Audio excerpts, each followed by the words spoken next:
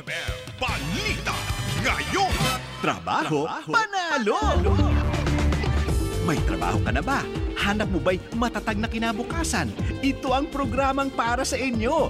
Trabaho, panalo! Dito, may trabaho ka. Kasama ang inyong katuwang sa paghahanap ng trabaho, Jasmine Romero. Trabaho, panalo!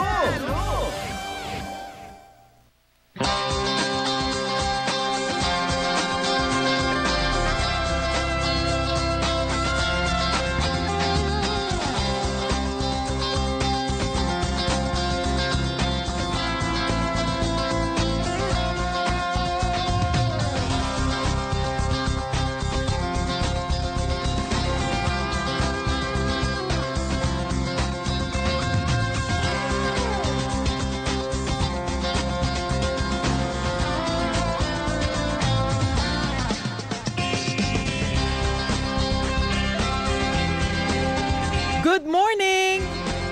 Magandang umaga po, Luzon, Visayas, Mindanao at ang buong mundo. Welcome po sa programa ng mga manggagawang Pilipino. Ito po, ang Trabaho Panalo. Kasama niyo po ako, ang inyong kaagapay sa paghahanap ng trabaho, Jasmine Romero. Naku, napakaganda po ng ating programa ngayon dahil kung kayo po ay nagtataka, sino ho ba ang mga tao sa likod ng mga boses na inyo pong naririnig sa mga commercial, sa mga teleserye na mga na-translate at kung ano-ano pa. Kasama po natin sila ngayong umaga, mga kapamilya. Aba, ito po yung mga voice talents o mga voice artists. Kaya kung meron po kayong mga katanungan ngayon pa lamang at nangangarap po kayo na magkaroon po ng ganitong klaseng career, mag-text lamang po sa amin sa 2366. Pwede rin po kayo mag-Facebook sa amin sa pamamagitan ng pag-type ng DZMM Teleradyo sa inyong search box. Tapos i-click ang like at doon po maglagay ng inyong mga komento o kaya mga katanungan para sagutin maya-maya lamang. Nako, wag na po tayo magpatumpik-tumpik pa kasi gusto ko talagang makilala ang mga voice artist na mga ito. Magbibigay po sila ng sample mamaya ha. Kaya po this will be a very entertaining Sunday dito po sa Trabaho Panalo. Kasama po natin, pakilala ko na po kayo ha. Ito po yung na-interview ko na po noong nandun pa ako sa DZXL. At naaalala ko talaga na sobrang saya kasi ang dami niyang mga boses na ginagawa. Samot-sari, ilang bang boses ang kaya nito? Mahigit 100 yata, hindi ba? Kasama po natin, Pocholo Gonzales. Pocholo, good morning sa iyo ha. Ayan, pindutin mo na lang yan. Ayan, isang magandang babae ka talaga. Isang mapagpalayang umaga sa inyo, mga nakikinig dito sa aking inang istasyon, ang DZMM. Oo nga pala. Dito si po ako Pocholo nagsimula noong 1996 ng aking career sa voice acting. Oo. Under pa noon ni Tito Joey Galvez at si May Valle. O si May Valle. Ang programa namin noon, Awit Tawanan. Awit Tawanan. Tsaka Radyo-Radyo. So, talagang umaarte ka noon. Dati pa. Bata pa po ako nun eh. Talaga? Oh, ngayon tumanda na ako nandito pa rin. Ang galing-galing, mamaya po. Maraming salamat sa iyong pag-imbita, Miss Jasmine. Oo, Siyempre, parang, alam mo, natutuwa ako, no? 3 years in the making to, di ba? Sabi mo, gusto mo akong i-guess noon pa, pero ayun, ito na yung tamang pagkakataon. Ito na talaga ang tamang pagkakataon kasi nung bago pa lang ako dito, tas nagkita tayo, di ba nakakatawa? Tapos, yun nga napag-usapan nga natin. Kaya lang masyado kang busy kung saan ka pumupunta. Abroad ka ng abroad. Ayan. Kasama kasi yun dun sa isa kong ginagawa kasi I'm a motivational speaker din and inspirational speaker. So I talk about guerrilla marketing, personal branding, aside from doing voice-over work. And syempre, nagtuturo din kami ng voice acting. Before kasi nagdidirect pa ako dito sa ABS-CBN. Nag-retire na rin ako sa directing sa dubbing sa Hero TV at Cinema One. Nag-focus na lang ako sa pagtuturo talaga at production dun sa sarili kong company. Pagtuturo ng voice acting. Yeah. Ikaw pala yung mga boses dun sa mga cartoon. Marami pong mga bago ngayon na mga dubbers ang galing sa aming training sa aming school. Sige. Gusto ko yan ha. Mamaya po, kung gusto niyo pong makakita ng konting lessons. Konting lessons sa voice acting, mamaya-maya po meron po tayong konting lessons ha. Kasama rin po natin ang ilang mga voice artists ni Pocholo Gonzales. Si Mr. Brian Matthew Ligsay, good morning sa iyo, sir. Good morning, magandang umaga po, Miss Jasmine, at sa lahat po ng tagapakinig at nanonood po ng programa natin. Nakakatuwa, no, yung mga boses po nila, talagang pogi at magaganda na. Pero pogi rin pala sila in person. Ay, Parang yun ang they maganda. clash the stereotype na pagka pogi ka sa boses, pangit ka sa personal. Hindi pala po, no? Talagang mga disente talaga yung mga itsura. Parang ikaw Dapat, lang. Ganun eh. Oo. Talagang umoo. Hindi totoo yun.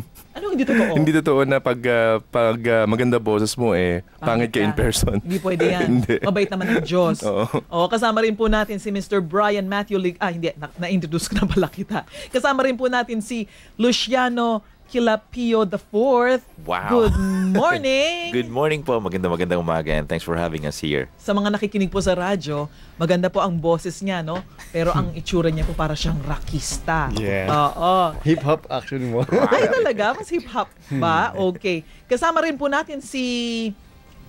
Paano ba ito pronounce ang pangalan mo? Cyril Caburnay. Yes. Good morning sa'yo. Good morning din po. Oo, si Ana Padua kasama rin po natin. Talagang batang-bata po ang kanyang itsura. Sa mga nakikinig po ng radyo, naka-braid pa ang kanyang mahabang hair.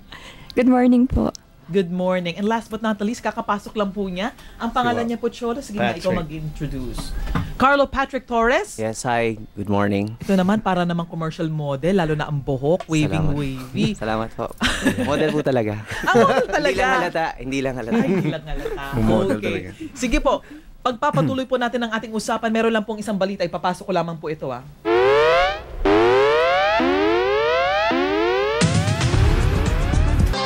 Maraming salamat sa iyo, Charlie Mendoza.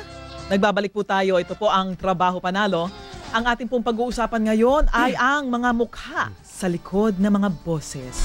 Kasama po natin ngayon ang mga voice artist, kaya pagandahan tayo ng mga boses ngayong umaga. Okay, sige, simulan natin. Pocholo, ilang taong ka na dito sa negosyong ito?